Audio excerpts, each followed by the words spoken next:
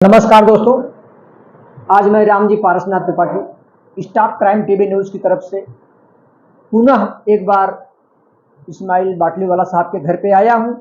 लेकिन यहां पर मैं निशान हैदर मलिक साहब से कुछ सवाल करूंगा। इन्होंने भारत देश के तमाम क्रांतिकारियों के लिए व तमाम शहीदों के लिए इन्होंने एक मुहिम छेड़ा हुआ है। इनका कहना है कि सरफरोशी की तमन्ना अब हमारे दिल में है, देखना है जोर कितना बाजुए कातिल में। दोस्तों, अपना पेट तो सब भरते हैं, ये घूमकर पूरे भारत देश के चक्कर लगाकर अभी ये उत्तर प्रदेश से महाराष्ट्र राज्य में इस्माइल बाटलीवाला साहब के घर में आए हैं।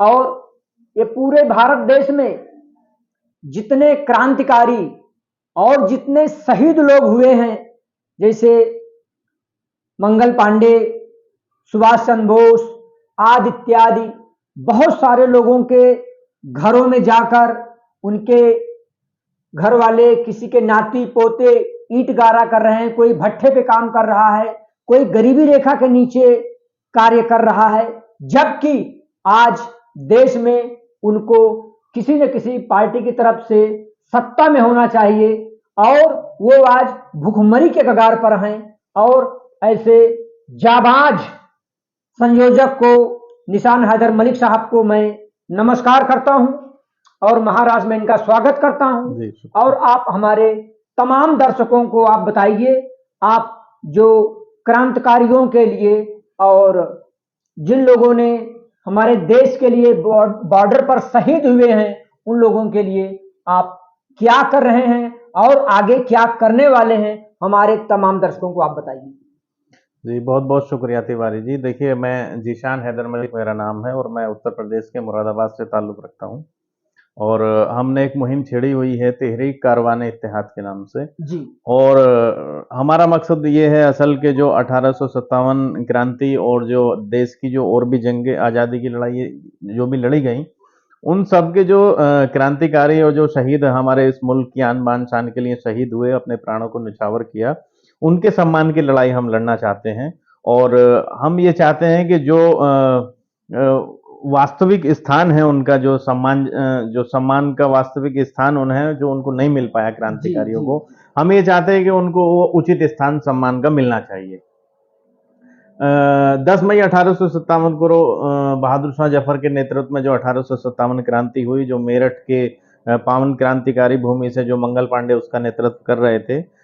बहादुर शाह जफर और मंगल पांडे हमारे हीरो हैं, हमारे आइडियल व आदर्श हैं और इन्हीं के पद चिन्हों पर चलकर और इनसे हम प्रेरणा लेकर इस मुहिम को आगे बढ़ा रहे हैं। बहादुर शाह जफर के बारे में आपको मैं बताऊं, बहादुर शाह जफर भारत के अंतिम मुगल बादशाह थे, जिन्होंने 1857 क्रांति में देश से अपील की थी दिल्ली के लाल किले से कि भारत के हिंदुओं, मुसलमानों, भाइयों उठो। अल्लाह ने जितनी नेमतें और बरकतें मुसलमानों को दी है, उन मुसलमानों को नहीं, जो नेमतें बरकतें हम इंसानों को अता की हैं, उनमें सबसे कीमती बरकत आज़ादी है।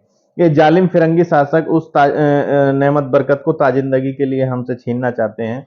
हिंदुओं को गंगा तुलसी शालिग्राम की कसम है, मुसलमानों को कुरान पाक की कसम। ये अपील 10 मई 1857 को बहादुर शाह जफर ने दिल्ली के लाल किले से देशवासियों को पहला संबोधन किया था। जी जी।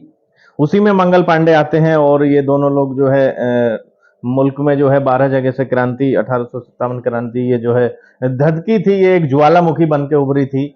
और अंग्रेजों ने बहादुर शाह जफर से कहा कि जफर साहब, हम आपको हर वर्ष 10 लाख पाउंड दिया करेंगे और आप जो है दिल्ली के लाल किले पर हमारा झंडा टांगने दीजिए। जफर साहब ने कहा कि हमारे घरों पे भी सजे होते गुलों के गुलदस्ते और हम वो है वतन से सौदा नहीं करते। जी। अंग्रेज इनको गिरफ्तार करते हैं और जो है गिरफ्तार करने के बाद में इनसे कहते हैं कि दम दमे में दम नहीं, खैर मांगो जान की, ए जफर अब तंग हो चली तेग हिंदुस्तान की।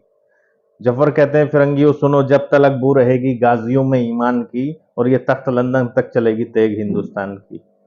जफर साहब के ये ओजस्वी वक्ता थे जी और मैं ये कहना चाहता हूं कि हमने कभी पीठ पे गोली नहीं खाई, हमने हमेशा सीने पे गोली खाई है। जी हाँ इस मुल्क के लिए, इस मुल्क की आन बान शान के लिए जब बहादुर शाह जफर को गिरफ्तार करके ले जाते हैं तो उनको जो है दिल्ली के लाल किले में, तो उसी वक्त बहादुर शाह जफर के दोनों बेटों की गर्दनें काट के अंग्रेज और चांदी की प्लेट में लाल मखमली कपड़े से सजा के उनके सामने पेश करते हैं। और जफर साहब देखते हैं तो जफर साहब मुस्कुराते हैं और कहते हैं कि अ, मैं सबसे खुश नसीब बाप हूं कि इस मुल्क की आज़ादी के लिए मेरी औलाद तो मुझसे भी आगे निकल गई, मुझसे पहले शहादत पा गई। और आज जो है बहादुर शाह जफर को कोई कुछ कहता है, कुछ कुछ कहता है, उनका नाम लेवा नहीं है। जिस तरीके से 10 मई जिस तरीके से 26 जनवरी और 15 अगस्त को राष्ट्रीय पर्व मनाते हैं, मैं चाहता हूं उसी तरह से 10 मई को भी एक राष्ट्रीय पर्व मनाया जाए और बहादुर शाह जफर और मंगल पांडे की कुर्बानियों को याद किया जाए।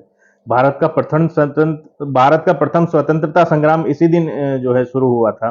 तो अ, हम ये चाहते हैं कि इन महान क्रांतिकारियों की जो वीर गाथाएं हैं जो आम जनमानस तक पहुंचनी चाहिए और जगह जगह शहीद सम्मान समारोह आयोजित होने चाहिए। हम देख रहे हैं कि वीर अब्दुल हमीद साहब के पोते को भी अभी हमने बुला के सम्मानित किया था 15 नवंबर 2023 को मुरादाबाद में, जी स्वतंत्रता संग्राम सेनानी भवन में। और जहां तक हमने जो है पता किया है कि आज भी जो है मंगल पांडे के पोते, वीर अब्दुल हमीद मंगल पांडे के पोते और उस पे जो है सरदार भगत सिंह के भांजे, सरदार उधम सिंह के जो है पोते, वो सब कोई ईंट गारा कर रहा है, कोई सिलाई की दुकान पे कपड़ा काट रहा है। तो हम ये चाहते हैं कि जो है हमारी इस मुहिम के माध्यम से लोग जो है इस मुहिम से जुड़ें और जनमानस तक उनके जो है जो उन्होंने कुर्बानियां दी हैं उसको सम्मानजनक स्थान मिलना चाहिए, उसके लिए लगातार जो है हम प्रयास कर रहे हैं। तो वो भी हमारे साथ इस प्रयास में शामिल। सर, एक सवाल आपसे और है कि ये बहादुर शाह जफर साहब का कबर कहाँ पर है? दिल्ली में, हिंदुस्तान में किस जगह पे इनकी कबर है?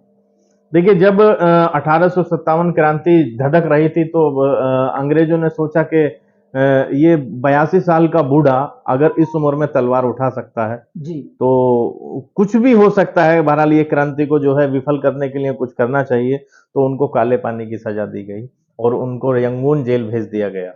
रंगून। जी, वहीं पे उनका इंतकाल होता है, वहीं पे उनको दफन किया गया। तो उनका मतलब कबर यहाँ मैं सुना कि दिल्ली में या कहीं पर बना हुआ है, भारत देश में जी कबर खाली पड़ी है, जी तो जी, दिल्ली आप में। उनकी लाश या हड्डी जो भी बचा हुआ अवशेष है उसको यहाँ लाने का कुछ कोशिश किया? कोई आपने पत्राचार किया या करने वाले हैं या कि नहीं?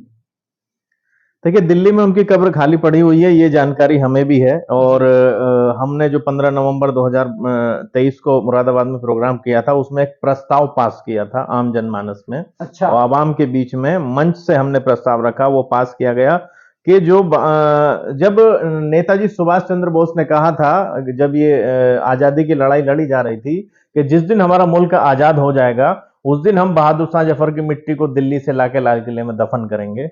उनको तो समय नहीं मिल पाया, लेकिन हमारी मुहिम ने ये एक आह्वान किया है, हमने एक प्रस्ताव पास किया है कि हम बहादुर शाह जफर की कब्र की 1 किलो मिट्टी को उनकी खाली पड़ी हुई कब्र में लाके हम दफन करेंगे और ये हम सरकार से मांग करते हैं।